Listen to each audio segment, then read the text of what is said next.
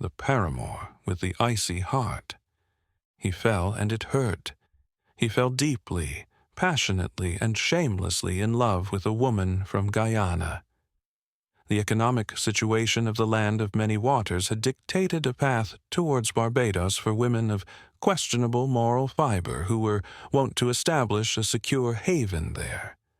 Tyrone was the typical hard-working tradesman who worked hard to provide a home for himself and for someone who would share his dreams of a modest family. It was only a matter of time, given the odds, that he would run into such a woman. Jamel met Tyrone at the beach where he was working out. Sweat drenched his body. Every day of the week, a group of men and women called the Iron Men would be found in an area off Enterprise Beach, where the activities were off the charts brutal when it came to bodybuilding. These men were professionals, tradesmen, and included 1 or 2 politicians. Indirectly, it was a social club for those who were tired of being alone, day in and day out. From the beach, men watched in wonderment and women fantasized as the sea spray sprinkled their tanned bodies. It was always a great day for surfing, swimming, exercising, and weightlifting at Enterprise Beach. 4 months and 1 year on, Jamela and Tyrone were tied at the hips like bread and cheese. She could cook like no one he had ever met. He ate healthy, mouth-watering meals daily. He had heard from his grandmother that the way to a man's heart was through his mouth. She had infiltrated his heart, and he was as vulnerable as a deer in the headlights. As they lay on the bed, her mind was fixed on a vision of a house, her house. "I would like to have my home near to the beach in St. Joseph, where I could listen to the waves pounding the cliffs at night while I fall asleep," she mused. She could smell and taste the salty air already. "Why would you do that? I already own a house, and in 15 minutes we could be at almost any beach in Barbados. This is not Guyana. You know where the beaches are, miles away from civilization. It's a 2x4 island with a couple 100,000 people," he said, a bit flustered. "I have never owned anything in my life. I am 42 years old and still drifting. These looks wouldn't last forever, trust me," she countered. "You have me, don't you? What else do you need?" "You are taken, buddy," she responded coldly, referring to the fact that he was married even though Tyrone and his wife had been separated for many years. "Just a matter of time and—" He was sharply interrupted by Jamela. "And nothing! Promises, promises!" she mocked. She got up, threw the sheet around her gorgeous body, and headed to the bathroom. All right. Have it your way. Just get back into bed," he demanded. She skipped out of the bathroom smiling and jumped onto the bed. It didn't take much to put him in the mood. They were consumed by passion. Throughout the course of the year, a small cottage started to take form overlooking the Bathsheba beach. The creation was Tyrone's Taj Mahal project. It was a labor of love. Brick by brick, the house became a home. Classy furniture was imported along with rust-proofed building materials. No expense was spared. Jamela visited the site every day for an hour or 2, looking with wonderment as her creation formed before her eyes. The house was a manifestation of her dreams when she was a teenager with big, vivid dreams. It was a dusty environment and smelled of cement, glue, and sawdust. It was hers. Tyrone had lovingly handed over the transport documents and the keys to the house, his gift to her. The quaint cottage by the sea saw visitors from the Iron Men group gather for the housewarming. Wine and cheese, rum and Coca-Cola flowed as friends and family gyrated to the rhythm of the crop-over-road march songs. On the patio, a few of Jamela's guests espied the horizon and fawned over the picturesque view. "Who's that guy in the fluorescent shirt?" Tyrone asked. "Never saw him before." "He's a friend from Georgetown. I have known him for years. He came in today. I told him not to get a guest house, especially since I have extra rooms that are fragranced and empty." Tyrone scowled. "And you now wait to tell me." "Excellent timing," he said sarcastically. She continued to dance, moving progressively further and further away from Tyrone. He felt uncomfortable, but introduced himself to the tall, dapper stranger and got a name. The stranger's name was Donville.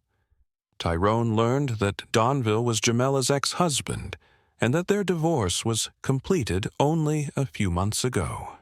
Their relationship had fizzled when she left the country not so long ago.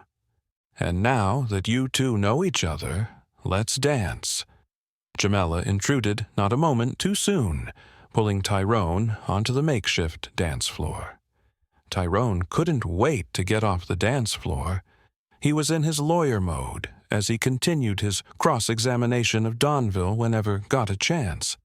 Donville was the pebble in the shoe that caused a bit of discomfort and irritated with every passing second.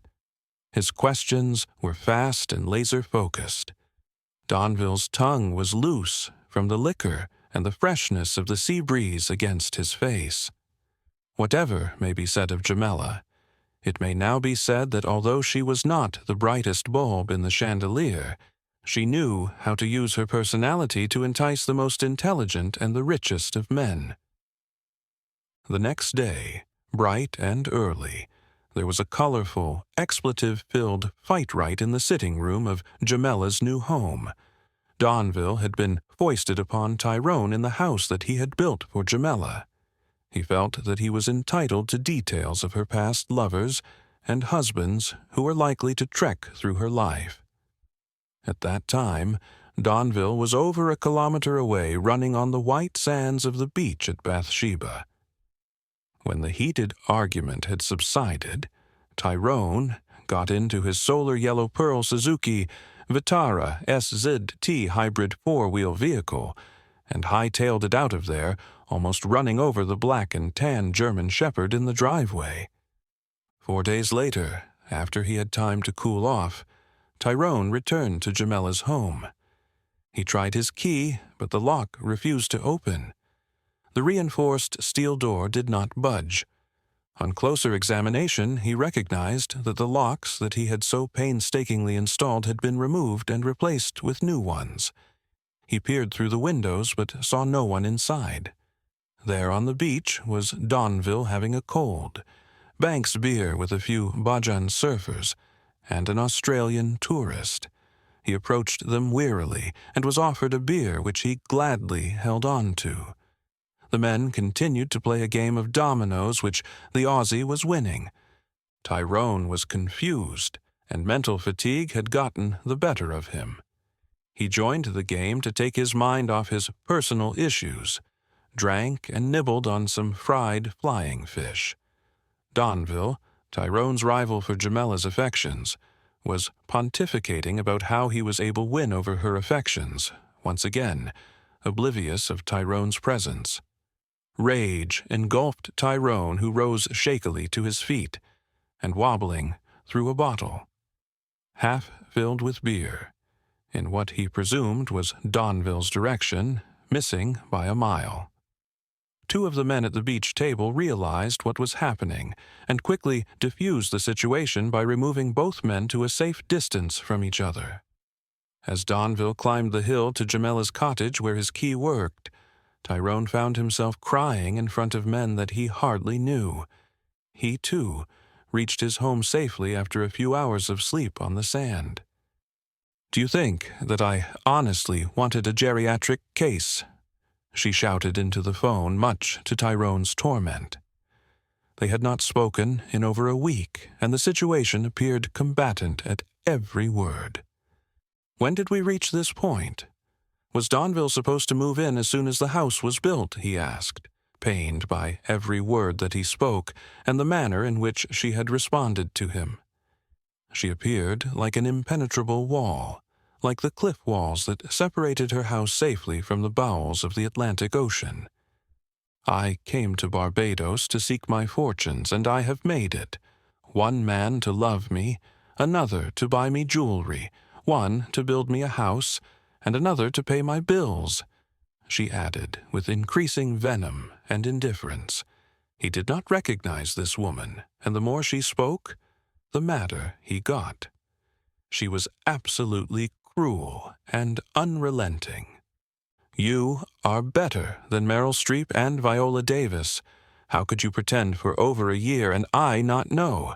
You will pay for this," he screamed into the phone, and with that the phone went dead. It was better he didn't say anything else. His heart was beating uncontrollably as his anger mounted.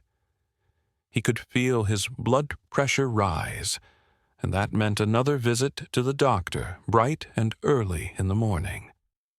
Tyrone Clark spent the night restlessly pondering the events of the last few years with Jamela.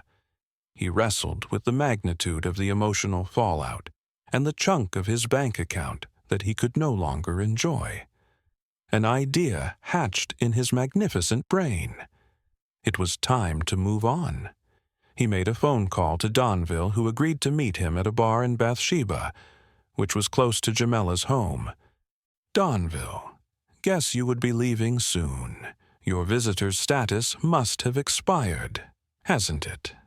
Tyrone asked over a cold brewski. "Hey, buddy, I will extend and extend until I get to stay here permanently. Barbados is every Guyanese's dream," responded Donville in a drunken stupor. It seemed like the man was either half drunk or plastered. He never had enough cash, but he did have a place in Jamela's heart. "Want to know something?" he slurred in his country Berbishan accent. "Tell me something I don't know." Tyrone followed on, making a conscious effort to relax his face when he found himself grimacing at every word spoken by his lover's ex. "Jamela and I never got divorced. I never filed the papers at the court, and she is none the wiser," he whispered. Tyrone's brain went into hyperspeed mode. His smile widened, and for the first time in months, he felt in control again. "Are you sure?" he cajoled his drinking buddy. The night air was warm as the stars increased in their thousands in the blackened sky. It was a beautiful sight to behold. As Tyrone's plan developed bit by bit, layer by layer of darkness was peeled back to reveal a moon ready to light up the earth. "Sure, as the hair on my head," Donville continued. He reached into his pocket to pull out a wallet containing a wedding photo of him and Jamela. In the process of doing that, his key fell onto the table noiselessly. Without hesitating, Tyrone discreetly pocketed it. He looked around furtively to make sure that no one else had seen his dastardly action. "Do you know, she wouldn't give me a cent to spend, but she's great at what she does. Scamming men. I get the crumbs," he complained. "Do you want to change that and have the bulk of her property?" encouraged Tyrone in a non-subtle way. He ordered another round of drinks and watched as the human pawn gulped down every drop from every bottle. He looked on and chatted nonchalantly. "You are entitled to a hefty portion of her cottage by the sea, my friend, according to the Family Law Act of Barbados, Section 57 to be precise." Tyrone had never been so lucid, his senses quickened by his desire for revenge. And along came a fitting patsy. Like a spider weaving his web, Tyrone weaved a pattern of schemes that would be the undoing of his former paramour. Donville seemed to come alive, even if temporarily. An hour or so later, a taxi was called for him, and the driver was instructed how to find the cottage by the sea. The cottage was monitored by a vengeful Tyrone, day in and day out. It was Wednesday around lunchtime when Donville would leave to have a drink with some Guyanese friends at their usual hangout in Christ Church, and would even find himself staying overnight with them. There was nothing unusual about the routine, except that it did not go unnoticed. Tyrone turned up in a small truck with a few bags of Portland cements, a 500-kilo black drum filled with water, and proceeded to mix mortar with much dedication. He used Donville's lost key, entered the cottage, and systematically poured cement into the toilet bowls, plumbing system, and septic tank. He hopped and skipped around with the dexterity of a teenager. When all that was done, he turned his attention to the house's electrical infrastructure. As a contractor, he was competent enough to add a double-pole circuit breaker to change the voltage of the electrical wiring from the breaker panel from 120 volts to 240 volts. He was careful not to leave any evidence of his short but menacing visit. He wiped all areas with which he came into contact with Clorox wipes, mopped wherever he stepped with a solution of bleach and water as he walked backwards out of the house. His job was done, and his workmen would swear that he was at work all day long.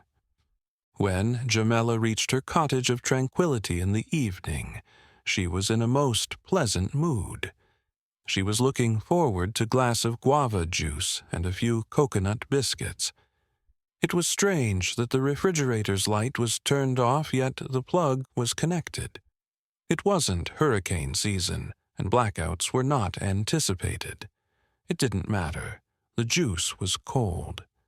Next, she tried the TV remote, and that too seemed to have malfunctioned, yet the plug was connected to the wall outlet. She approached the breaker panel and toggled a switch. Immediately the lights came on, and just as quickly it went black. The acrid smell of burning plastic was in the air. She was familiar with this smell. The constant spate of blackout in Guyana had cost her family thousands of dollars in electrical repairs, all at the expense of the utility company. She called one of her friendly neighbors and was devastated to learn that she had bought 120-volt appliances for a 240-volt wired home. That is, according to the informed neighbor. That can't be. The television was working well for the last 3 months. "What are you telling me?" she cried out, begging for a rational explanation of what was happening. Was she losing her mind? "I can get my electrician to come across in the next hour or so, so hang on and relax. Get a cold one, or say a prayer. Whatever works for you," responded the lanky neighbor, dressed in white shorts and a green t-shirt. The smell of burnt plastic permeated the rooms in the house. She opened the windows in all the rooms to allow for proper ventilation of the house.